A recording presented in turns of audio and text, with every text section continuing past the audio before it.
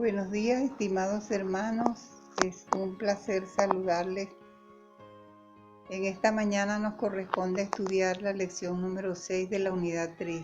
El título es Libertad en el Ministerio.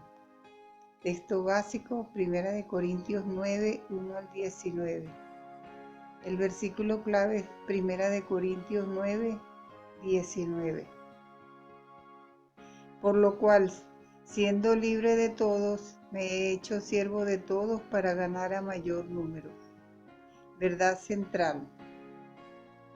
El ejemplo de Pablo en el desempeño de su ministerio nos muestra que se debe hacer buen uso de las libertades que confiere una posición de liderazgo. Punto número 1 de la lección, la libertad de Pablo. 1 Corintios 9, del 1 al 6. ¿No soy apóstol? ¿No soy libre? ¿No he visto a Jesús el Señor nuestro? ¿No son ustedes mi obra en el Señor? Si para otros no soy apóstol, para ustedes ciertamente lo soy, porque el sello de mi apostolado son ustedes en el Señor. Contra los que me acusan, esta es mi defensa. ¿Acaso no tenemos derecho de comer y beber? ¿No tenemos derecho de traer con nosotros una hermana por mujer, como también los otros apóstoles y los hermanos del Señor y Cefas? ¿O solo yo y Bernabé no tenemos derecho de no trabajar?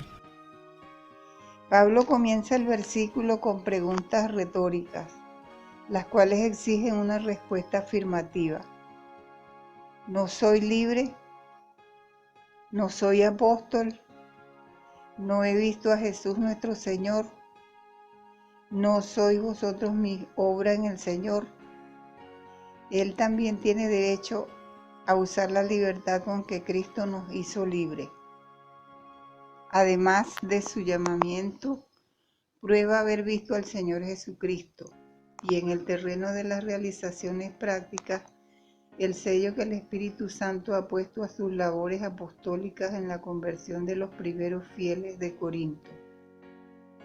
Era una ingratitud de parte de ellos el poner en duda la autoridad apostólica de él. Pablo expone sus derechos, que tenía de reclamar lo que le correspondía por el desempeño de su ministerio apostólico. Arguye primero y parte del terreno de los hechos en versículo 4-6. Todos los demás apóstoles, los hermanos del Señor y el mismo Cefas, el portavoz de los apóstoles, ejercitaban el derecho que tenían a vivir a expensas de aquellos a quienes predicaban el Evangelio y llevaban también consigo a sus esposas. ¿Acaso Bernabé y él eran los únicos que carecían de este derecho? Segundo, luego expone basándose en la ley, Deuteronomio 25, versículo 4. Cada uno se sustenta por medio de su trabajo, pues hasta los bueyes disfrutaban del derecho a comer de lo que estaban trillando. Luego declara el derecho que él tenía a vivir a expensas de aquellos a quienes ministraban las realidades espirituales. Pablo no seguía la norma de depender de los miembros de la iglesia de Corinto para su sostenimiento económico. Más bien, participaba con Aquila y Priscila en confeccionar tiendas y vivía de las ganancias de ese trabajo. Punto número 2. Un principio fundamental. 1 Corintios 9, 7 al 14. ¿Quién fue jamás soldado a sus propias expensas? ¿Quién planta viña y no come de su fruto? ¿O quién apacienta el rebaño y no toma de la leche del rebaño? Digo esto solo como hombre. ¿No dice esto también la ley? Porque en la ley de Moisés está escrito: no pondrás bozal al buey que trilla. ¿Tiene Dios cuidado de los bueyes? ¿O lo dice enteramente por nosotros? Pues por nosotros se escribió, porque con esperanza debe arar el que ara, y el que trilla con esperanza de recibir del fruto. Si nosotros sembramos entre ustedes lo espiritual, ¿es gran cosa si segamos de ustedes lo material? Si otros participan de este derecho sobre ustedes, ¿cuánto más nosotros? Pero no hemos usado de este derecho, sino que lo soportamos todo, por no poner ningún obstáculo al Evangelio de Cristo. ¿No saben que los que trabajan en las cosas sagradas comen del templo, y que los que sirven al altar, del altar participan? Así también ordenó el Señor a los que anuncian el Evangelio, que vivan del Evangelio. Pablo utiliza 3 casos bien conocidos para fundamentar su punto de vista. Primero, el soldado es sostenido por el gobierno que lo recluta. Segundo, el viñador tiene el derecho de participar en el fruto de sus labores. Y tercero, el pastor se beneficia de su rebaño. Por consiguiente, los apóstoles tenían el derecho de recibir su sostenimiento de manos de los hermanos donde ministraban. Versículo 8 y 9, Pablo cita Deuteronomios 25, versículo 4. No pondrás bozal al buey que trilla. El dueño del buey debía permitir comer un poco de la cosecha mientras estaba trabajando en el campo. Si Dios ha hecho tal provisión para una bestia, ¿no tendrá mucho más cuidado en hacer los preparativos para un apóstol? El que ara y el que trilla, invertimos nuestros esfuerzos en el trabajo con la esperanza de ganar un salario para nuestro sostenimiento material, además de la satisfacción que sentimos por haber producido algo de valor. Pablo estaba dispuesto a soportar toda la incomodidad para tener el privilegio de compartir el Evangelio con otros. En el versículo 13, Pablo utiliza la ilustración del sacerdote. Según la ley de Moisés, los sacerdotes tenían derecho de comer una parte de alguno de los sacrificios que hacían los ofrendadores. Números 18, 8 y 9, Deuteronomios 18, 1 al 4. Esta es la base para el sostenimiento de los ministros en las iglesias hoy. Es un plan bíblico y da resultados positivos para extender el Evangelio. A través de los siglos, los paganos que se convierten responden con traer ofrendas espontáneas para el sostenimiento de la obra. El que ministra el Evangelio tiene derecho de vivir del Evangelio. Hoy día hay ministros que son bivocacionales, pero esto se debe a las circunstancias locales, cuando la iglesia no puede económicamente sostener al pastor y a su familia.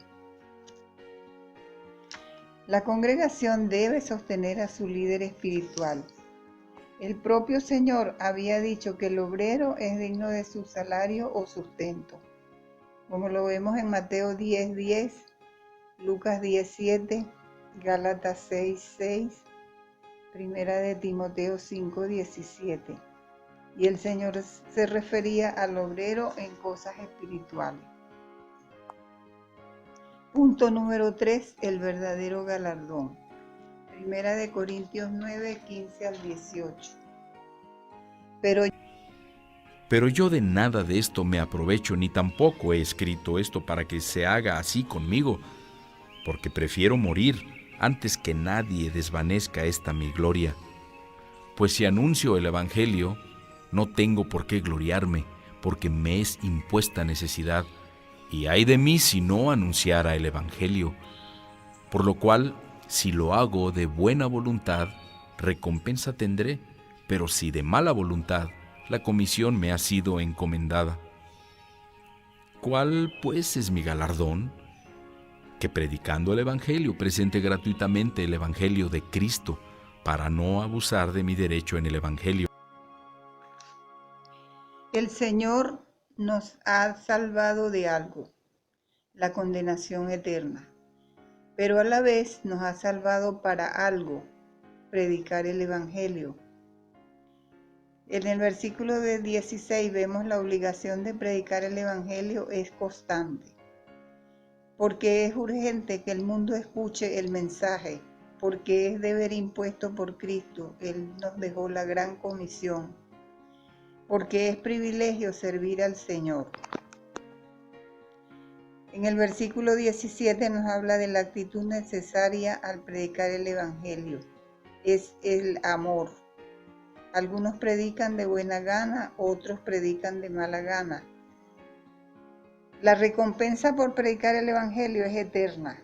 Tenemos gozo porque podemos ofrecer algo tan valioso por pura gracia. Y tenemos gratitud al ver personas respondiendo al mensaje. Pablo dice, ay de mí si no predico el Evangelio. Es el grito de uno que ha sido llamado, comisionado y enviado. Tiene que estar anunciando las buenas nuevas. Es como Jeremías cuando decidió no profetizar. Pero hay en mi corazón como un fuego ardiente, apresado en mis huesos. Me canso de contenerlo y no puedo. Jeremías 20, versículo 9. Pablo sintió una gran satisfacción de haber podido predicar el Evangelio a los corintios sin depender de ellos por su sostenimiento. Esta satisfacción le daba toda la recompensa que necesitaba.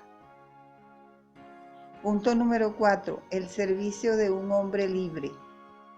Primera de Corintios 9, 19. Por lo cual, siendo libre de todos, me he hecho siervo de todos para ganar a mayor número. La pasión de la vida de Pablo era acomodarse a las circunstancias para poder ser fiel al Señor. No se había endeudado con nadie porque había provisto su propio sostenimiento. La esperanza de Pablo era ganar a más almas para Cristo. Aplicaciones de este estudio. Primero, el obrero del Señor tiene derecho de sostenimiento de parte de la iglesia. La mayoría de las iglesias sostienen a su pastor de acuerdo con el nivel de vida del promedio de la membresía. Segundo, el obrero debe servir a Dios por llamado divino y no por intereses personales. Creemos en un ministerio motivado por el llamado divino. Y tercero, debemos servir al Señor con gozo y no con sentido de deber ni obligación. La gente puede captar cuál es nuestra motivación. Que el Señor les bendiga.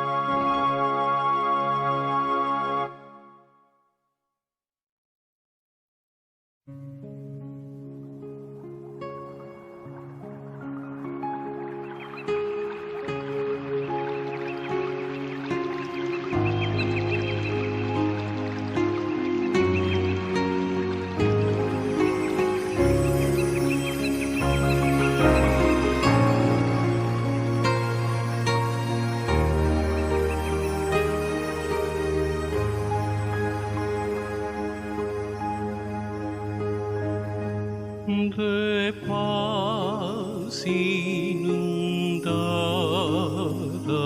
mi senda ya esté, cubra la mar de aflicción,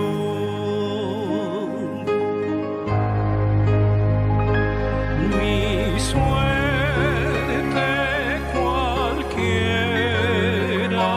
que sea, diré.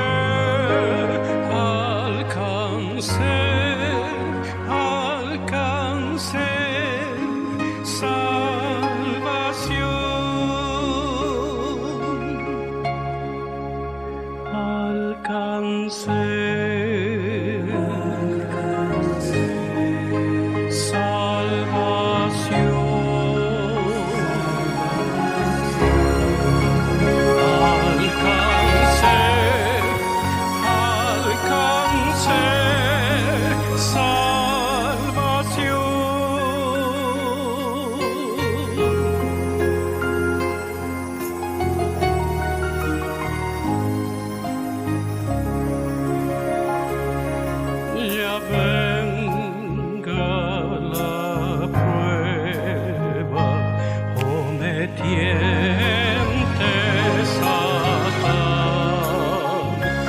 no amengua mi fe ni mi amor, pues Cristo comprende mis luchas, mi afán, y su sangre vertió en mi favor. Alcancé